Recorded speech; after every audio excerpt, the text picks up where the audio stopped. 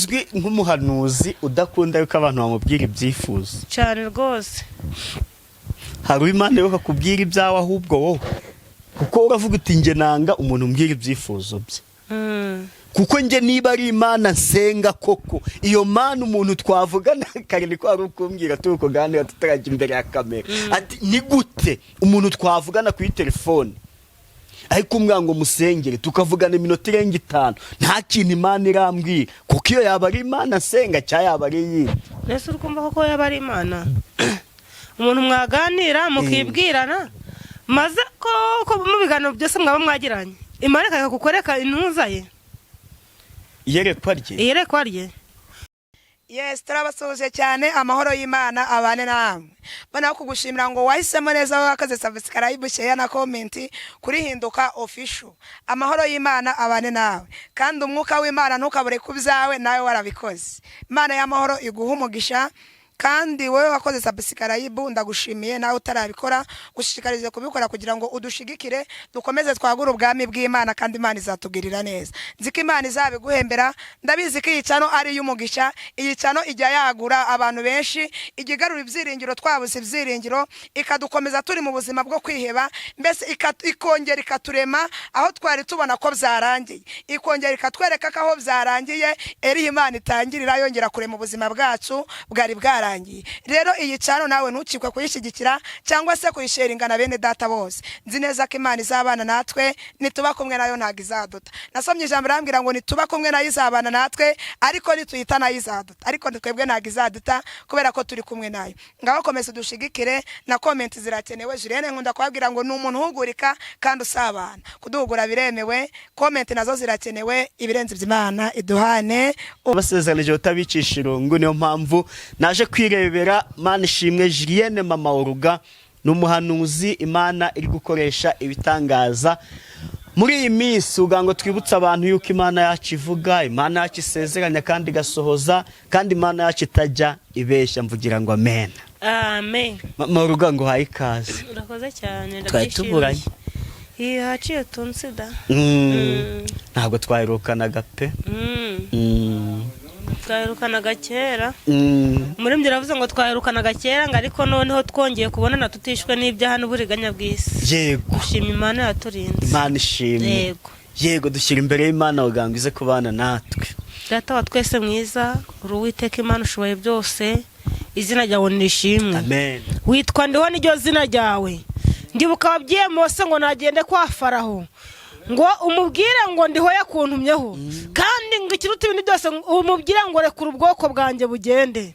Turasenze kino gitondo tugushimiye ko waturinze hari abaryamye nabo wabarinze kumanywa natwe nevodotayini gerere natwe burakeye turashimye izina ryawe. Uwiteka Imana umushumba mwiza uragira ntuzimize wataye intama 99 uje gushaka imwe yari yazimiye nitwe twazimiye turaje Kristo kugira ngo wongeye tukubone mu maso hawe twongeye tubona kugira neza kwawe mbere ya byose utwejesha amaraso yawe utubabare ibyaha n'ibicumuro byose mu izina rya Yesu Kristo rifite imbaraga.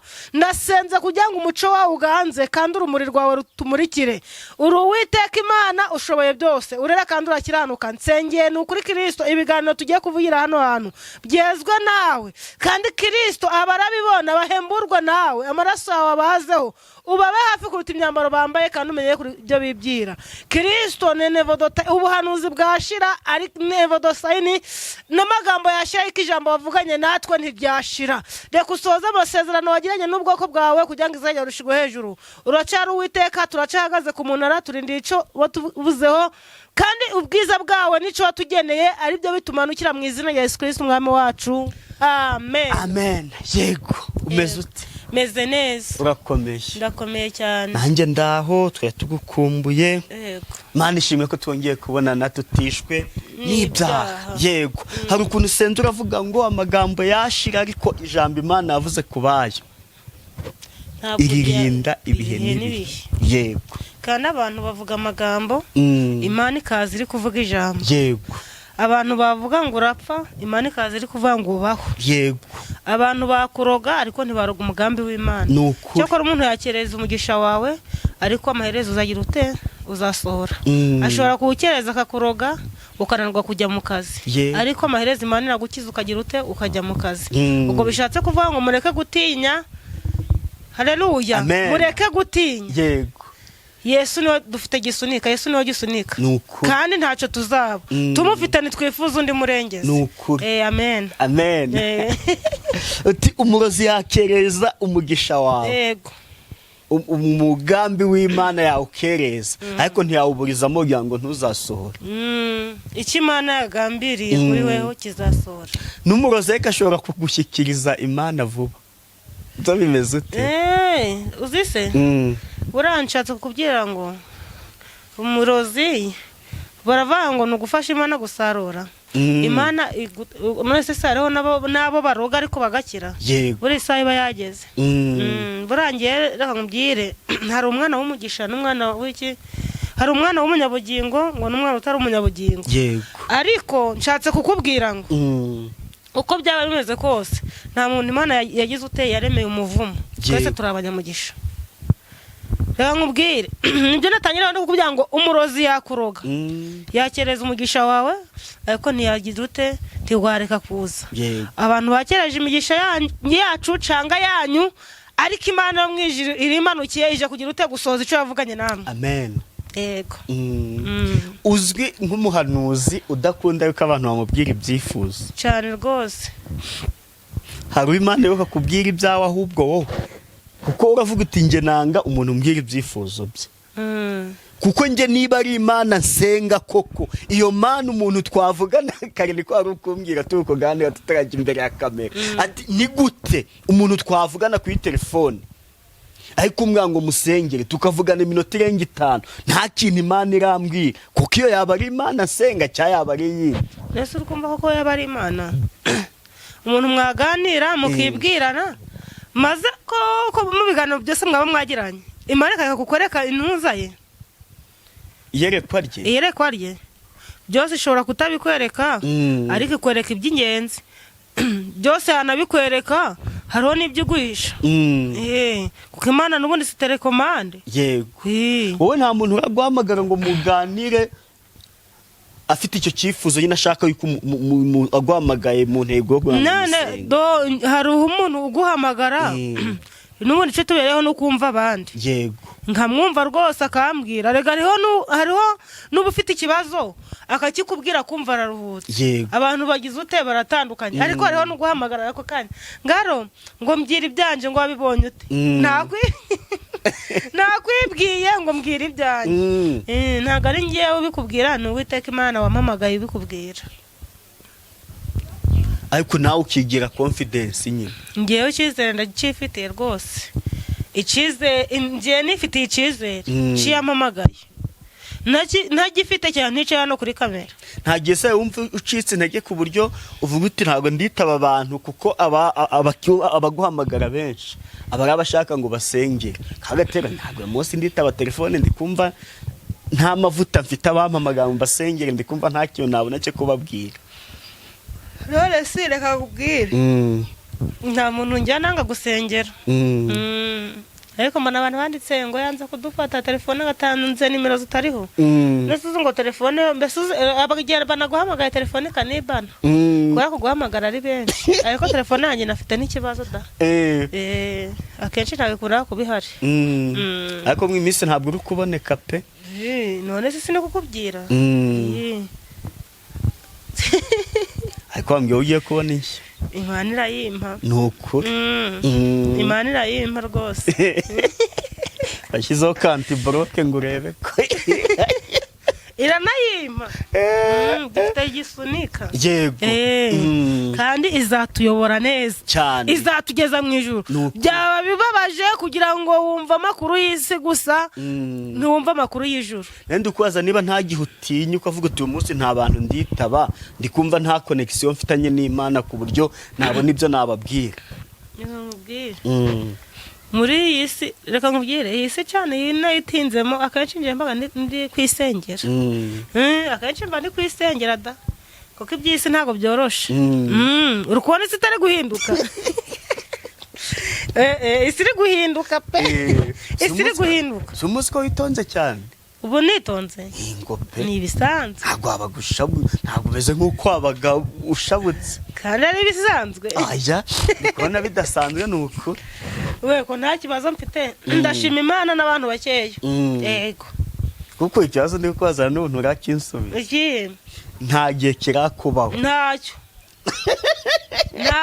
nta gihe cyari cyambaho ngiye nta munsi bwakura ntasengeye abantu ubwo sinzi ukuntu byaba byagenze sinzi ukuntu ubwo si byaba byagenze gute ubwo si byo naba nabaye iki ntabwo wumva ucitse intege ukavuga uti ndi kumva nari muri mudu yo kuba nabasengera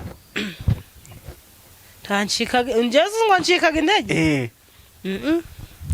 ntabwo ncikaga intege ni rimwe nigeze gucika intege nasenganye n'umuntu yego tugirana ibihe byiza we tugirana ibihe byiza ariko aragenda pe Imana iramusubiza iramutabara nyuma aza kunkorera ibintu bibabaje agenda ari kunyangiriza mbese ashaka kwangiriza izina ryanjye numva ncitse intege numva ndababaye cyane ko nkuru numva ndababaye ndangije navuga umuntu ni iki umuntu ni iki ubundi umuntu ni iki mwihishemo numva ndababaye numva ncitse intege bya bindi ku rwego rwa wundi Mose wamugani Mose nongeye kumugaruka cagiye ajugunye ibisate by'amabuye naje narabijugunye Imana imbi bya kabiri ibya mbere byaje bimeze nk'ibya kabiri se ibya kabiri byaje bimeze nk'ibya mbere wibuka yuko Mose yagiye ku musozi akabaza amabuye nanje byansabye kongera gushaka amavuta yego ariko wacitse intege nta cyana nakoze ariko we yaragiye ashaka kugira ute asi hari ukuntu umuntu yangiriza izina ryawe urumva ariko niyo mpamvu ndi ku by'abantu buriya twebwe ntabwo tuvuga ibintu ntabwo tuvuga ubuhamya bw'abandi njye ntabwo mvuga ubuhamya bw'abandi njye mvuga amateka yawe nagize ute naciyemo umuntu akurenganya atabajije Imana ikamurenganura itamubajije urumva uwo muntu yagiye aranyangiriza bya bindi bya seriye mbese rero none Imana yari imaze iminsi iri kuvuga ngo mu musozi harimo ikibazo none n'abantu ngiye nabimenye nyuma byaranabaye none iravuga ati hari umuhanuzi ngiye kuzatuma kuri uyu musozi azakora amateka uwo muntu yayangabyeho igitero ndazamuka ku musozi inyuma yanjye hari undi mugore urumva ndagenda Imana yambwira ati nsanga igiti gisongoye ati fata kino giti ndagifata yego ati cukura ndavuga ati rero manza ari ukubera ndi kugeragezwa nkaba ndi kumva amajwi yagize utega atandukanye urima ati ndakubwiye ngo cukura ndacukura mbona akantu kameze nk'urujo kakabindi ati komeza ucukure ndacukura nsangamo ikibindi kirimo ibintu mu musozi Imana yavuze yari imaze ngo igihe iri kubwira abantu kandi natwe yarabitubwiye kigiye kubohora uyu musozi ko wafashwe yego atari ko nzakoresha umuhanuzi ati bizandika amateka ndacukura neza akabindi ka kera ni nk'ako muri za 80 kuko Imana yarambye ngo harimo abakobwa bakuze abenshi barashaje ariko ndabohoye ngo nyinshi ngize ute ndazibohoye uwo muntu aragenda akatongera akabindi ka kera uwo mugore wari uri inyuma yanjye none abwiye ati none ibi bintu nawe yarahagaze twarazi ko ndi ikindi umukozi w'Imana arahagarara ndamubwiye ati rero kano kabindi ngiye kukamena turasenga njewe nta narinzi ibyo ndimo ngasenga ndi kuvuga indimi ndi kugira utende guhana uri no gucukura ndi gucukura imvura iri no kugwa yego ubwo ndangije kugacukura ubwo ndakamena karagira ute karashwanyagurika uwo mugore niwe wambaye amavideo yafashe ati nigiriye ubwoba we yahagaze ku Rwanda avuga ati reka ibyabahanuzi sinabijamo ati sibiramutse bigize ute binje ariko nkubwiye yuko nta bisigisigi na bimwe byagize ute byamfashe ubwo bishatse kuvuga ngo amahirwe yambera gucitse iyi bisate bya mbere byaguye ibya kabiri bifata neza nukuri naragiye abo muntu akibakunye nshaka amavuta senga Imana ijambo ragendanye muze mwe nyine twihereranye niwo muririmbyi nagize ute nasenze nsenga Imana nanje numva ko Imana turi kumwe nusikaye gatabyemo kaye kamaze igihe gatabye nakakera nakakera cyane nakakera wabonye harimo ibikize harimo imisatsi harimo imyenda ibyinshi byawe byaraboze n'ibintu bimeze nk'intuza nk'uduhu ibintu byinshi bivangitiranyije n'imyenda hariho ziciyemo harimo n'amakariso nuko nkora umurimo w'Imana kubera bya bisate bya kabiri wabonye bya bisate bya kabiri ariko no mpamvu nje ndi kukubwira ngo Imana irakurekaga ijambo ry'Imana riravuze ngo mbaye nkuretseho gato Imana irakureka pe ikakurekaho gato ariko nzongera nkugaruke kuruta bujya bwa mbere niko byabaye ntabwo wavuze se ngo wagatabyeyo ayo magambo si yabura ngo ni wowe wagatabye ngo ariko ngo ni gutenga Imana imwerekaga iby'abandi ngo igihe twasengeye muri uyu musozi ngo kubera iki ngari we ngo ukoraga ibitangaza ngo none ngo izo mbaraga ngo wazikuraga ntago tuburaga ibikomere byabo twasenganye nabo ntago wabibura kandi nta nubwo wabura n'ibikomere by'abagenzi bamufatanyije umurimo no mpamvu nshatse kubyanikiye kuri kamera ngo komera ukomeze umutima ongera wibarize ibindi bisate Nyagasana byandikaho amategeko yego harya Mose yari ku musozi ati bisate Imana imuha ibindi yagiye Imana yaramubwiye ati genda uje kubaza ibindi bisate yasanze Imana yo mu ijuru yagize ute yabimubarije ariko iramubwira ngo ni wowe urongera kugira ute kubyibariza uzi ngo Mose simbariza ukuntu byagenze Mose yarasanze Aroni kandi Aroni yari umuhanuzi mugenzi we bagize ute baremye igishushanyo cya Bali aricyo bari gusenga abantu bamuganjije abantu bakabije kuba benshi mu murimo w'Imana bakabije kugira akavuyo kenshi abantu bamajije kuba menshi niyo mpamvu Imana yabyaye Yosuwa ngo manura abantu kuri Yorodani kuko abantu bagize ute bakabije kuba benshi yego abati abo muri kugendana ntabwo baza ahubwo bamanure kuri Yorodani bamanuka kuri Yorodani Imana amubwira ngo uranywesha amashi umushire ku ruhande uraje bagize ururimi nk'imbwa umushire ku ruhande yego undi Gideon atabarana n'ingabo 300 cyane zatojwe yego reka tujye no mwanya w'ijambo ryo muri Bibiliya yego turasoma mu bami ba kabiri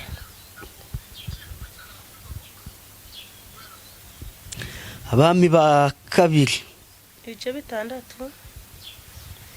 umurongo haho wa mbere bukeye abana b'abahanuzi babwira Elisa bati dore aho tuba imbere yawe hatubera hato noneho turakwinginze reka tujye kuri Yorodani umuntu wese akure y'igiti twiyubakire aho kuba arabemerera ati nimugende umwe muri baravuga ati ndakwinginze emera kujyana n'abagaragu bawe arasubiza ati ye ndaje nuko barajyana bageze kuri Yorodani batema ibiti umwe muri bo agitema igiti intorezo irakuka igwa mu mazi arataka ati mbonye ishyano databuja kuko yari intirano uwo muntu w'Imana aramubaza ati iguye he aramwereka ahera ko atema igiti agitera mu mazi intorezo irareremba aramubwira ati yisingire arambura ukuboko arayisingira amen haleluya amen ngo bukeye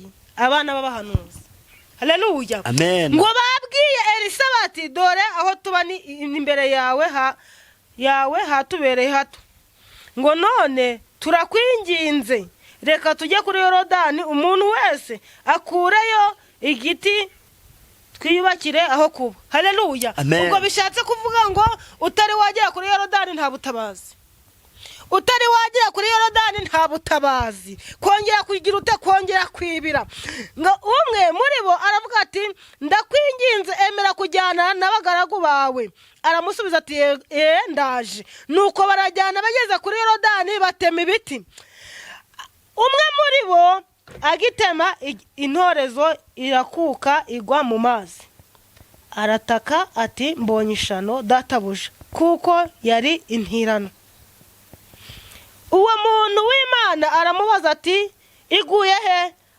arahamwereka ahera ko atema igiti agitera mu mazi intorezo irareremba haleluya. Amen. Bishatse kuvuga ngo hari umugisha wawe warohamye. Uwiteka haleluya yohereje marayika atemye igiti intoreza umugisha wawe nurareba ashyira umugisha wawe mu izina rya Yesu. Amen. Kuko ngiyo ntoreza ngo kandi yari n'intirano. Haleluya.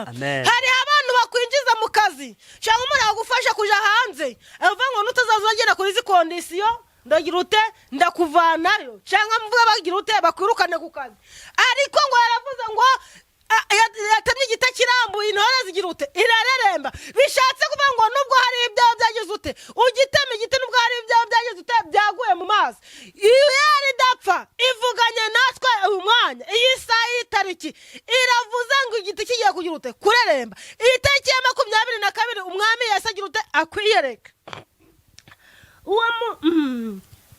Aramubwira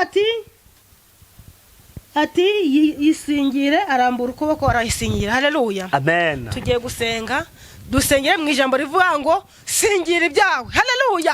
Fata ibyawe byarohamye, fata imigisha yawe, fata akazi kawe, fata inzu yawe, fata urushako rwawe. Abantu muri zino minsi bararushe kubera ibyo kubahumuriza byabaye kure. Abantu muri zino minsi bacitse intege. Haleluya. Ariko muri uko gucika intege birengagije ko bavuganye n'Imana. Niba baravuganye n'Imana, hariho abavuganye n'Imana, hariho n'abavuganye n'abantu. Ubwo swavuga ngo turabitandukanya gute? Hariho uwishakira indamuzisi kugira ngo ayibone akavanga Imana yavuze kandi itagize ute itavuze. Wavuganye n'umuntu ntiwavuganye n'Imana. Haleluya. Nimba uzi ko wavuganye n'Imana, Imana ije gusohoza ibyawe. Niba uzi ko wavuganye n'abantu ntabwo bizasohora. Haleluya. Umugabo umwe ngo yigeze guhanurira umugabo ngo Imana iguhaye imodoka. Haleluya. Ngo Imana irangije mu byango wabyira umuntu ngo ubuhanushije amaranga mutima yawe ngo umuhaye imodoka. None sinjye wavuganye nawe uragurisha iwawe nurangiza umugurira imodoka. Haleluya. Bishatse kuvanga Imana ije kubonana n'abavuze ngo yavuze kandi itagize ute itavuze, kuko Imana ishaka kugira ute kwitabarira ubwoko bwayo. Arangije ngo aravuga ngo Imana mu byango ngiye kukwica. Uwo mugabo agira ubwoba, agenda abwira umudamu we ati Imana narahanuye mbwira muntu kandi mubwira Imana itambwiye, none Imana yamereye nabi ngiye kunyica ngo ningurisha ibyanje ninshake nsagure aho kugira ute kugura n'ubundi ahandi. Ariko ndamugura imodoka ya miliyoni enye yagurishije iwe. Aramugura ati ni njyewe kubyiye gusezeranyije. Imana yamubwira ati kandi umubwire ngo nagize ute nakubesha. Imana muri zino minsi iri gukora. Imana iri mu kazi. Abantu bacitse intege nkuzana itangazo rivuga ngo Imana iri mu kazi kandi Imana iri gutabara. Nubwo baba barakubesha, Imana igiye kubonana n'uriya muhanuzi ariko ibyo yagusezeranyije ibikore. Haleluya. Ibi bikore ibonane nawe. Bishatse kuvuga ngo weho wacitse intege, weho babwiye ngo nuzatanga icyo urapfa, Imana igiye kubonana n'uriya ntirangiza ibikore udatanze ikintu. Imana mu ijuru ntirangiza yitwa Imana. Kuko Imana muri zino minsi iri mu kazi. Imana iri guhutaza ikongera ikagira ute ikongera gashinga ibendera ryo butsinzi. Kuko abantu benshi amahema yaraguye. Amahema amajiye kugwa, abantu bacika intege. Ariko yeri dapfa ivuganye natwe ngo ihema ryawe gikongera kujyagura kandi igiye kongera kutugarukaho nk'abujya bwa mbere. Izagushumbisha ikandi izagusubiza imisozi yose y'inyarurembo.